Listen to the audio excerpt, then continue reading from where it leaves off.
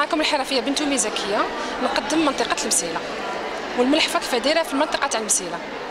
خلال هذا العرض هذا حاولت باش نقدم يعني الملحفه كيف دايره في ولايه المسيله.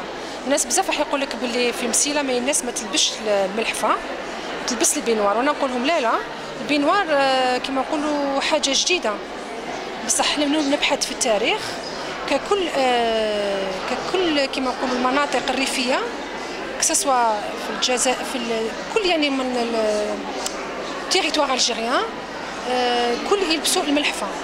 الملحفه اللي كومون دون توت لي c'est-à-dire est ouest كامل كونفوندو.